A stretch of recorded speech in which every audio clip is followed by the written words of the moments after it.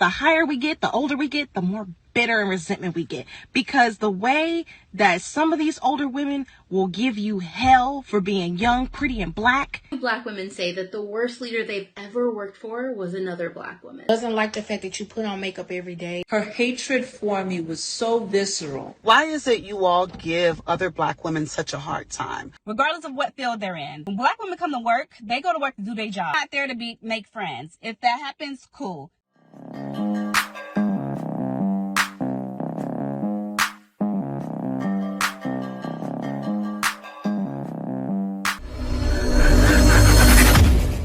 Welcome back to More to Life. Before I get into this video, like, comment, subscribe. Also, smash that notification bell just to be sure you get on my videos as soon as I release them. Let's get into this. I saw a TikTok video of a girl saying we need to prepare younger girls for when they come into the office, the drama and the trauma that older women will give them. I just want to add my 2 black cents in and let them be an older black woman too. Because, I don't know, something about us, the higher we get, the older we get, the more bitter and resentment we get. Because the way that some of these older women will give you hell for being young, pretty, and black. I had not 1 but 3 of them in the same department. Mind you, it was a retail job. One of them was mad at me because I didn't have kids. I was continuing my education. Whenever, the store was dead, I would study. She would purposely hide my notes. The other, she threw me out to the wolves. I had no experience on a register, but she would run to the back all the time, leaving me with the customers, and I had no experience on the register. So from there, I was... That seems a little weird. If somebody hit her notes, that's petty. But at the same time, her thinking that she hit her notes is kind of petty too. I don't know, it seems like petty problems, right? I know you guys are thinking about it going, wait a minute, why would they hide your notes? And when you're thinking for it was, it makes a lot of sense. But who do we believe, right? Who do we believe? I was floundering, baby. I was floundering. And she would get mad if I leaned on the counter. The other one, she'd get mad I asked questions. Mind you, this was a retail job. I wouldn't wish this on my worst enemy, bro. I believe that she really went through those problems. I even believe her that one of the supervisors had her notes. She's working in retail. The black female supervisors that get raises and get advances at their position or on their jobs, they may be ghetto or not just ghetto, have a low vibrational mindset to where they're petty. And think about it. They have nothing else going for themselves. That's what they love, and they are who they are. So what are you going to get? Exactly like she said. Why do black women say that the worst leader they've ever worked for was another black woman? I think that there are 3 reasons. The first one is modeling, and I think black women, and in particular older black women, have had to model the leadership style of older white men in order to be successful. And often those leaders are poorly equipped, and also their leadership style is based in white supremacy culture. Based on that, black women weren't able to really lead authentically and lead with their blackness at the forefront. And so in order to excel, they either muted or erased their blackness. In many ways, black women... Oh, I don't think that they erased it. Usually when you're in corporate America, you got to keep that to a hush a lot, especially like me, for instance. Look at the way I talk, right? I toned it down a little bit. I still talk similar, but I usually would tone it down because if I talked like this at work, it's like, look, we got another one. And I didn't like it. If I ever slipped up, I didn't like it. I didn't like the way people looked at me, but I still was myself through and through. But you got to tone it down. Black women who had to go through this feel that they are equipping us in their own version of tough love to help us advance too. Number 2 is competing. As black women in leadership and management, you're often tokenized, and it often means that you're applauded for being the only, celebrated for being the only, and then in the case that you made yourself palatable, when somebody else comes in and is a threat to your being the only, to being on that pedestal, that is threatening. Particularly if you felt like you've worked really hard for it and she didn't. And number 3, the last thing is what makes these other dynamics possible, because they are connected with proximity to power. And this explains why some Black women will mute their Blackness, or they will be okay being the token so that they can advance and secure the power that historically we do not have access to. And if another Black woman is getting in your way to that proximity to power, need I say more? I want you to tell me a little bit in the comments about when you've seen this. If you aren't able to out somebody, go ahead and say where you've seen this in popular culture. I will put mine as well. Just because you know that this happens doesn't make it any better. If you are in a toxic environment working for a toxic Black woman in leadership, you still need to make a pivot and make a change. So if you are looking to exit, to pivot, go ahead and schedule a career clarity chat with me. I want to talk to you about my 90-day career coaching program that I think she's right. Well, I know she's right, but a lot of things she stated, like as far as the old white leadership, it's not all white leadership. I don't see it as that. I was employed through it. A lot of you guys were too. And you do have to tone certain things down. Of course, don't turn it off. And people always love me for being me. But still, you gotta tone it down. But still, someone like her, if wherever she's worked at, she doesn't come across as a Sharkeisha or one of those women that'll throw down. I think women like that get more issues than her, right? Because she talks well, she's very clean cut, she got a little princess tiara on, and she wears glasses. I mean, she is like kind of like the model of how guys would want most Black women to be. Seriously, if even the guy was dating her, right? Because look at her. I mean, she got the braids in, but still, not too much makeup, lip gloss, perfectly fine. All right, y'all. So here's the quick story time of when I got fired from a job because my supervisor didn't like me. So this supervisor, she was someone who needed to be the center of attention, and you needed to be her friend and let her know all your business. Me, naturally, I'm a more quiet, reserved person, especially in a professional setting, because I feel like there's a certain line you have to draw between coworkers and like personal life. That's just how I am. I'm not going to tell my coworker, especially a boss, like everything about me, and it's crazy. She took that as me being rude, stuck up, and of course, aggressive. My quiet self, not bothering anyone. It's so aggressive.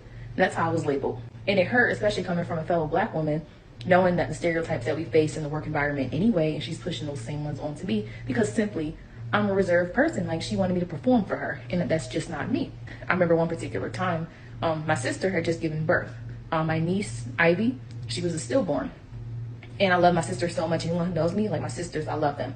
They're more than sisters. So when she gave birth to my niece, I was distraught. I was crying. I was grieving. And I know in the employee handbook it said I have 3 days of bereavement, which is 3 days protective leave to grieve an immediate family member. She got mad at me because this is her exact words. Well, you didn't even tell me your sister was pregnant. And I have to check with the manager seeing if you can have those 3 days. I'm like, where does it say I have to tell you that my sister is pregnant? And bereavement leave is kind of standard. And I easily found it in the employee handbook. I think that was just her way of being more irritated that I didn't tell her my business rather than I needed the 3 days off. And that right there rubbed me the wrong way. After that, I gave her the cold shoulder, and I had an attitude. Yes, I did, because you want me to perform, I'm going to perform for you. I'm going to be the evil everyone wants me to be, because me being reserved and nice was not working. She would do little things and like document. I can tell she was trying to get me out the door.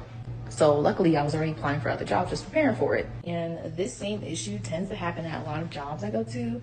It's like they want me to be the stereotypical Black girl and perform for them, be loud, flamboyant, and just tell all my business like what I have going on. That's never been me. It's never going to be me. So she took that the wrong way. She sent her paper trail to get me fired. Lo and behold, I got fired. But of course, like getting fired and losing a job so suddenly before I had another one secured, it did put like a damper on my finances, but I survived. I got out of it, and that actually catapulted me to start my career. So I'm actually grateful for that experience. Not that she fired me because she was dead wrong, but I'm grateful things happened the way they did because everything happens for a reason. I was on your side. I was, until she said it's still on site for that ass though. And I said, oh man. Exactly. Well, you're somewhat right. Should have said, everyone can't be your friend. I respect you for being like that. She should have kept her boundaries, stayed at bay. But still, I get it. You didn't want to tell her your business, and you had no right to. What she did was wrong. But at the end, when you said it's still on for that ass, though, I said, you are. You're just like the rest of them. I thought you was different, but you're just like the rest. Oh, I had to get up on my bed for this one. Let's talk about it. This is true, but not only is it true, it's sad. It's really hurtful to see older women not embracing the younger women because they think that we make dumb decisions like put on makeup every day or glue our lace wigs down. Imagine having an older woman who is your mom that's jealous of you. She doesn't like the fact that you put on makeup every day or you wear wigs. So guess what that's going to do? That's going to make you become a person that you don't want to be. So you're not really walking in your truth because you got someone over here criticizing every little move you make. So your mom doesn't like you putting on makeup and wearing wigs. I think your mom's old school. She's looking at you like probably a guy that you're dating will look at you and say, because what do guys say? What's the new thing going around? They want to see ladies without their makeup. Maybe your mom feels the same way. I want to see my baby. I don't think she may be jealous. She could though, because we all talking about the community tab, but still, it may not be nothing. I don't know. I don't know her. I don't know her mom, so who knows? I would love if we could have an older woman really come on here and be honest and actually say, why are y'all so jealous of younger women? I really want to know. And I wonder why. It's not even just this girl who made the video. It's also like so many. We hear it all the time. We see it all the time. It's really sad. It's sickening. I wish it would stop. I wish, it's okay for older women to give their opinions. Because I know they want to deem it as, oh, y'all, we don't want y'all to make the same mistakes that we made. Baby, nah, it ain't got nothing to do with that. Y'all are just jealous because of whatever reason. Maybe y'all don't have the tools that we got now, or whatever it is. It's something, and I really want to know what it is because this is sad. It's wild because look at what she just said, and I'm thinking, if an older woman saw a woman dressing like a hoochie mama, right? Or if that was her mother and she went outside, that's probably what happened. Shit, I'm thinking about it. Dressing like a hoochie mama, and the mother said, where's the class? Nothing's wrong with that. If that's the case, because I don't know, I would have to speak to the mother, right? We need a second party to explain herself. Because I'm sure the mother would start talking, and she looks West Indian too. She looks West Indian. So you already know. The mother probably doesn't play and probably wants her to be traditional. Who knows?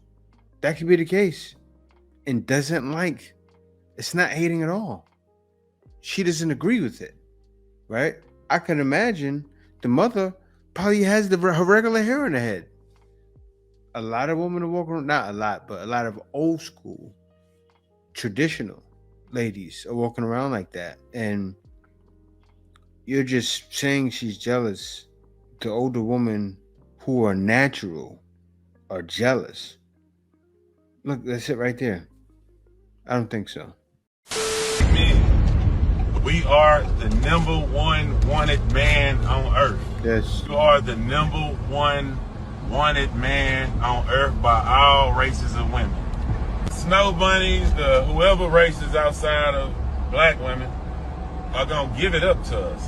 We don't have to play no games. Like, we go somewhere tonight, hey, we talk, because they look at us like, ooh, Black women tend to through obstacle courses.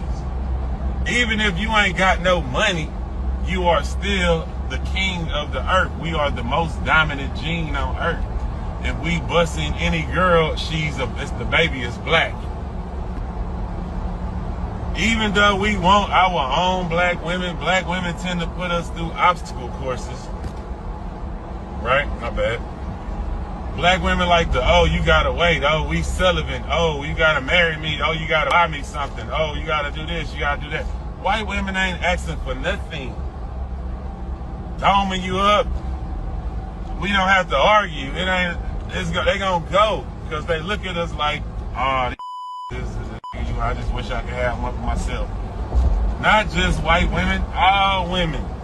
Y'all gonna have to let y'all motherfucking guards down, man. You need to give it up. You might have to help a get to the bridge. You gonna have to give it up at least though, because we ain't waiting. Because we know all the other women want us, and for the easy. Everybody know that. Your son know that who went to college. In the city know that. Everybody know that now. You can't lie to us about that no more. It ain't nothing to talk about no more. Y'all know them other girls is gonna go. He's right. And it's happening all over the world. Not every country desires, but most of the world sees us. And you know what it is for a lot? They hear murmurs and we're something new, right? And then they meet us like our attitude, like that we're masculine without even trying. They love it. And we know that they love it. So guys are getting that love. And the wild thing is men know too, you don't really have to go all the way out of the country. Sometimes you can go right in your town and meet someone that's going to give it up. Not as far as give up the snatch, but give up that too, without you having to snatch it, right? Give it to you. Get it clean. And that's what guys are doing. Guys don't want the headaches. And like he said, right? Why go through the ringer when someone's not going to give you any problem? That's what guys are thinking now. I'm going for the one who's going to make my load easy and make my life easy. And then when I get back from lifting a heavy load, come back home and rest, she's going to make my rest easy because my life is easy when I get home. That's where guys are going.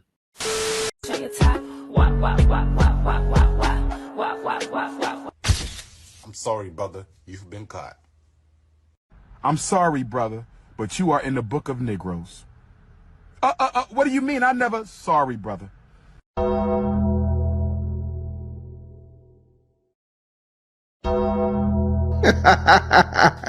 Lord have mercy. I beg your pardon. I beg your pardon. Man, Dr. Umar is the worst, but you gotta love him. He's a wild boy. What race would you not date? Right now, I feel like black people. We get more love everywhere else than from our own people. I can't even date a black girl with my nails, my hair, my feet. I need some red bottoms. I want some look. Some white girls just for the vibe. Spanish, Arabian. I date every woman, and they all just want to have fun and just enjoy our company. Right. Black woman, yo, can you pay my bills? Can you pay my car note?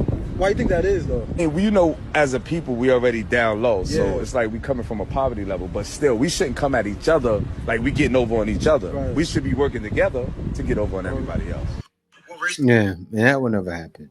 That's why guys said hello, goodbye. Some guys still try, but what guys are realizing, I can get the same thing. Say for instance, if a guy wants to keep it the same color, he can easily go outside of his community without going outside of his race.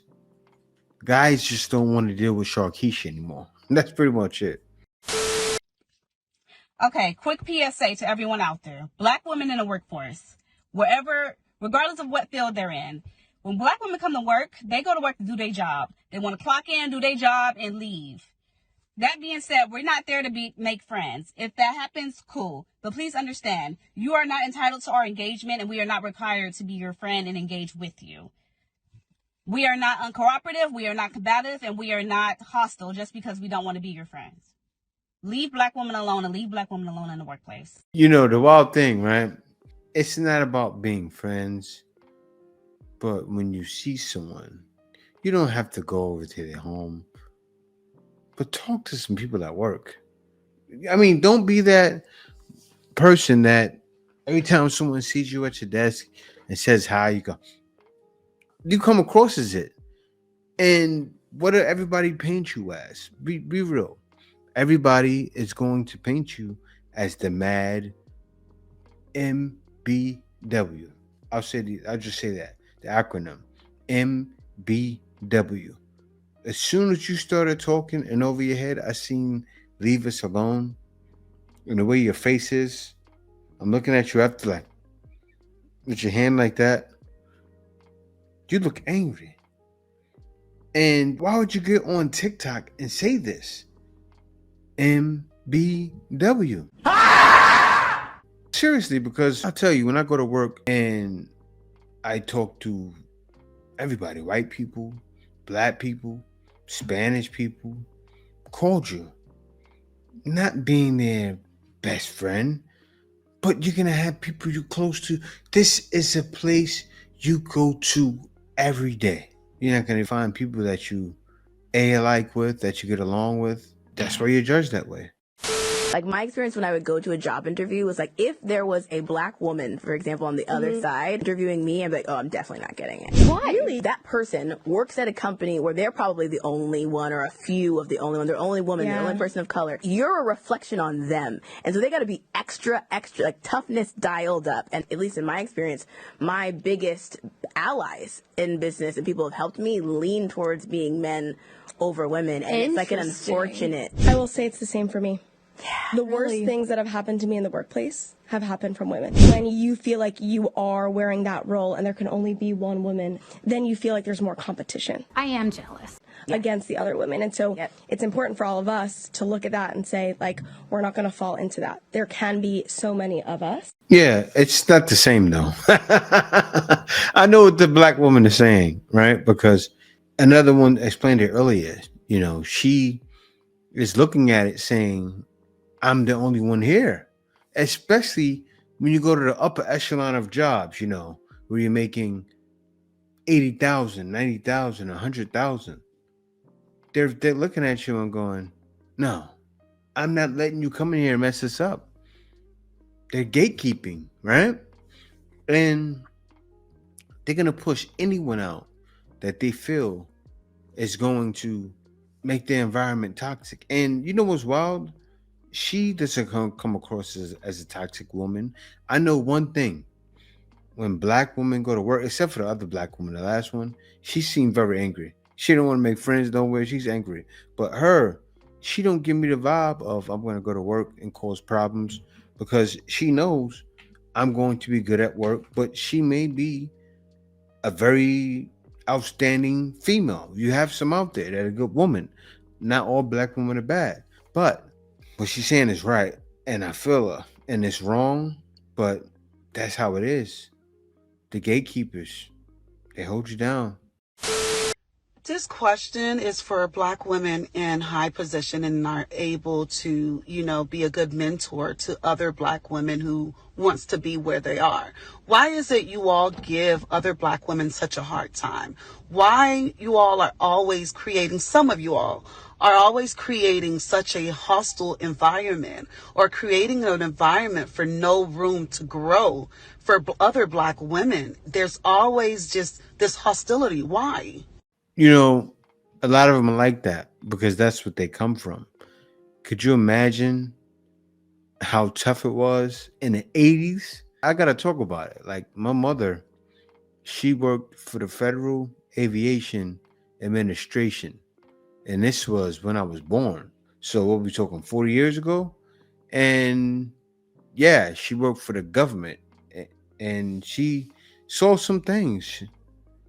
She experienced some things. So I'm imagining my mom, right, having that job. She's retired. And then she has to train someone else. My mom is a sweetheart. So she's not going to give the next person a hard time. So I kind of get what you're saying, but still at the same time, I would feel her heat, the heat off her skin. Like, she would see me and boil. Kelly hated me so much. Kelly was a middle-aged woman that looked like an older woman at my old job. And her hatred for me was so visceral I think that I probably aged her an extra decade, even though I probably only worked with her on my immediate team for like 10 months. Once I walked in, I could see the anger on her face. She just didn't like my existence. And I never did anything to her. I was very polite. I was polite to everyone. I think that was the issue. She didn't understand why or how I learned to be polite, why or how I learned to be professional, why or how I was always prepared for work. It just threw off her whole narrative or her whole idea of what a young Black professional woman is, or maybe just a young Black person altogether. She would make passive aggressive comments about my vocabulary, my interests, what she believed people my age or my race was into. She made very inappropriate comments that honestly I could have reported to HR and she could have gotten some sort of warning or reprimand. The irony is that she reported me to HR quite a few times because she said that my outfits weren't appropriate for work. I dress conservatively everywhere I go. There's never been an instance where I'm never dressed professionally or appropriately for work. If I wasn't, my supervisor or other people would have told me. He got back to me from her arch nemesis, a woman that she worked with that's the same age, that didn't like her but loved me, and she was temporarily on my team as well, or the team that I had with Kelly as well. She said that Kelly is just pissed and threatened because she's badly built and she's not young and nobody wants or fiends for her attention. She said that she's threatened because she doesn't understand how the dynamics, the social dynamics of the workplace has changed, because she used to be the prize in these spaces and she isn't anymore. And not only is she not anymore, young women that looked like her aren't anymore. You know, the way things used to be, things are changing. And the workspaces are going to start getting a little more toxic. I don't know. I'm not working in those workspaces, but I don't know how it is, to be honest. I haven't been physically working at a company since 2012. I thank God for that. I've been free and I've been pretty much out here in the Philippines, doing what I do. Be sure to click that subscribe button. Also, smash that notification bell just to be sure you get on my videos as soon as I release them. Thank you for watching. See you next video.